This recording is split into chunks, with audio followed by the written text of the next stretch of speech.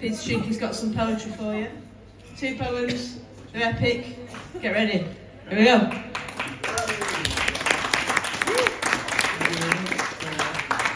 That's the only applause I will be getting. But the first thing that I did think is everybody's had the chance with that dartboard, and that's always a good inclusive moment to open any camp.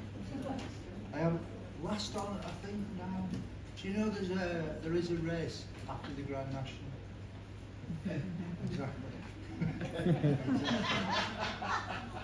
Right, I'm going to start with this newly penned poem that I finished this morning. It's called New Boiler. I'll just begin it. Thanks, Anna, for the accompaniment. It's not yet begun, but I know it's coming. Nothing chills the ego, shows how dreary things can get, than 2 hours of a Tuesday spent in the laundrette.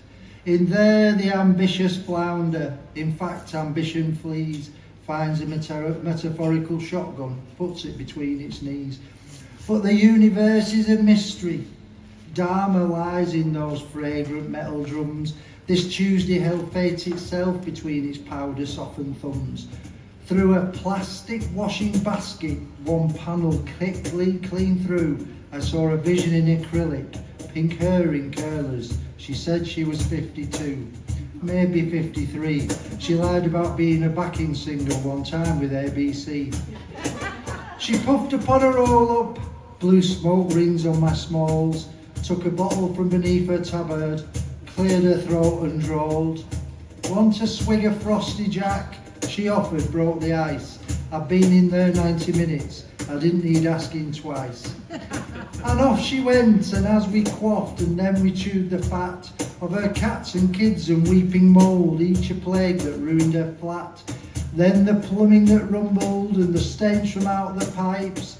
The rent man, she said, was a rascal. Oh, something not so nice. I've rang the council 100 times, for plumbing they'll do fuck all. But it's different if you've mice. They'll be round once a fortnight then. Rats, they'll make it twice. I was finding it hard to want to go on living. Side of gloom and pink's tales of woe. My jour de vivre, jour de gone. Then she told a tale that hit me like a stone from her eldest's catapult. I saw my old man last week. He just appeared in the kitchen. He's been dead 5 years. I shit myself. My eyelids would not stop twitching.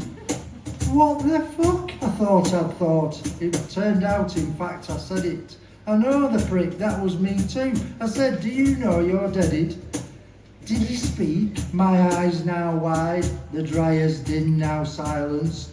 Well, sort of, she whispered. Her fag smoke now a holy vapour, wrapping her in mystery from pink hair down to floor. He struggled and was raspy. He just said, do more. I imagined what she'd seen, this octogenarian poltergeist, his long dead face all wizened in that flat above the bookies, a fading ghost in ectoplasm. I felt the tearing of every last atom he had in that nobody in nowhere. His straining purgatorial persona, every ounce of whatever he was boiled up in hellish fumes to go there, to pink, one last time. All of that to whisper to this princess in a tabard smoking drum. Now was the time to get it all done. A breath beyond the last allowed. Do more. It cut me through like a jagged knife, this prophet from the afterlife. His words, though few, told all that's true, a bell of doom for me and you. He reminded me in that perfumed hell of lavender and alpine bluebell that his words to pink were for me as well. His bony fingers wrapped out on his coffin lid, that today's doing is tomorrow's I did. What this story needs is a dream sequence, and that, my friends, is what's coming. A chance to escape the smell of fags and stories about plumbing. I felt myself transported, the laundrette melting away. A kaleidoscope universe of colours swept open the self-locking door. Me and Pink, we were away. We flew above the rainy clouds, found blue beyond the grey. Kept climbing higher and further off, and then I saw us both. Me on the deck laid out, and Pink in charge of a speeding schooner. Her hard brown arms taut like the ropes she pulled skillfully toward her.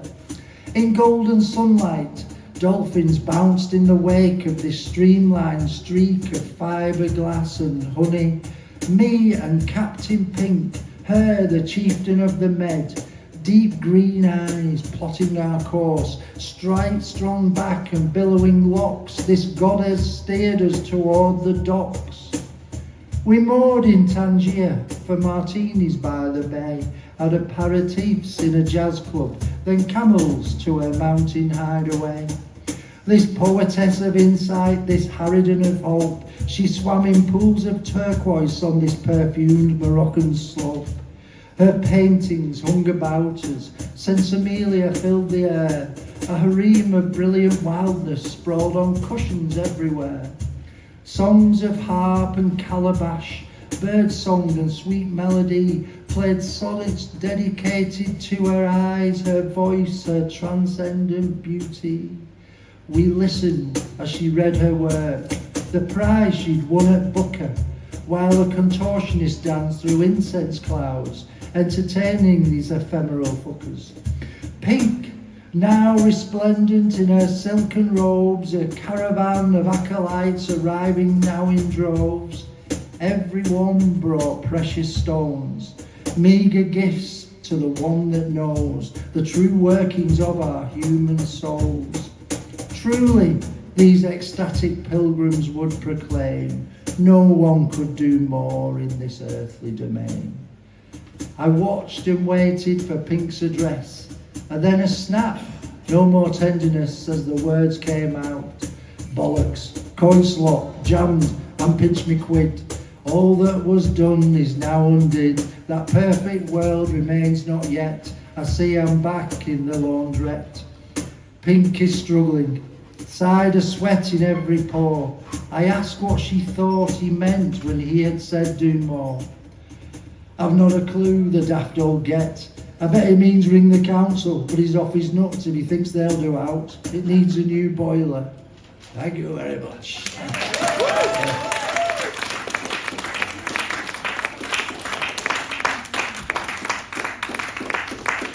Written today, that, fresh off the press. This one is, it's called, we met someone over the Christmas period from New York, and as we were talking, it was kind of like, you know, when you meet somebody from somewhere else, oh yeah, I've been there. And then they go on and they talk about the place they're at, and you realise, actually, I've never been there. But I feel like I have, because it's New York. So, you know, you chip in with a few stories of your own. So this poem is New York from someone who's never been. New York has a king, he's tough too, at least he was. Looks like Christopher Walken, but it's not him. Last time I saw him, he was doing community service with Stephen Merchant in Reading. Not the jail, which would be wild. They have gangs too, the gangs of New York, infamous these. They like to wear colours, but I'm not sure which ones. Never really specified, I presume red and blue, but not a clue. And in West Side Story, it seems to be a lot of finger clicking, and to be honest, they do not look that tough. A bit too dancey and prancy, singing as well, more like a weekend in Blackpool than Welcome to Hell. But they have other gangs there that are based on countries of origin. Italians, they like to eat pasta first, then kill in the dark with music playing, operatic slaying. That's what mobsters like to do, stabbed in the throat by a bloke in a shirt stained with ragu. The Russians like a tattoo, or two. But the king that made the biggest New York groove was not a gangster. The only guns he had, he ate. A present so big he remains famous, a story that always remains great. Even today, when we doubt right and wrong, we can agree the best king is Kong. Though Simeon swings from gigantic ape arms, he took a bite from the big apple, but it only did him harm. This was before the greatest showman, when these circuses became cool. This was the age of the freak show, when these maniacs were just cruel. That massive monkey was life encapsulated in a brief escapade with a showman's lifestyle. He didn't get the good bit, the champagne, the tuxedos, the Broadway smiles. They chained him in an undersized cage and Kong got oversized piles. No wonder he was fuming when the big night came, snapped those metal ties and hit the sky-high tiles. Where does an angry mammoth monkey go when his anger is spiked?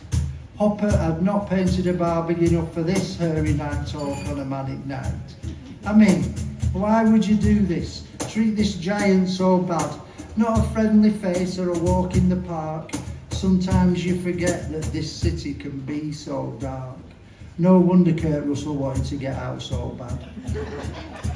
Kong was ahead of the bonfire of any vanities. He was going to pull this whole place down as soon as he could find a tree. These human monsters needed some King Kong karma, ideally filmed by Brian De Palma. Then, is it wrong, Kong? It seems it. But what camera lucida have I to draw my place, my world? Coronation Street, Gail Platt, her mum, long face, dead bodies in council flats and clouds and hard-working put-upon detectives, divorced with errant children and sinks and hard angry friends and insight unheralded, worlds of grey, cold and harsh surfaces and humour of the basest kind. So Carry On looks like Beckett in comparison, and Neil fucking Morrissey as a fool with a heart but as thick as the custard in a Manchester tart. Enough then of dead chimneys and empty solidarity and cheerless bonhomie, tuneless karaoke, black puffer jackets, short back and sides, union flags, looks always snide, and anger and petty and shadows not light, and no fucking poetry and so many fights. Yes, it was wrong what happened to Kong. But as he fell to his death, past every empire, state, plate, glass, window, glorious or bland, I bet he thought, it's better than fucking Skull Island. Those small-minded, servile bastards treated me like a freak. At least I hear I got to swipe out at geeks in biplanes. And a love interest, interspecies, beauty tiny giant ape, a size impossible to overcome. Differences they'd never allow, but now that it's done and the floor is coming at me like a bullet from a gun, and even in that final descent, Kong, I am sure, not a single doubt, thought, fuck Skull Island, I'm still glad I got out. Thank you very much.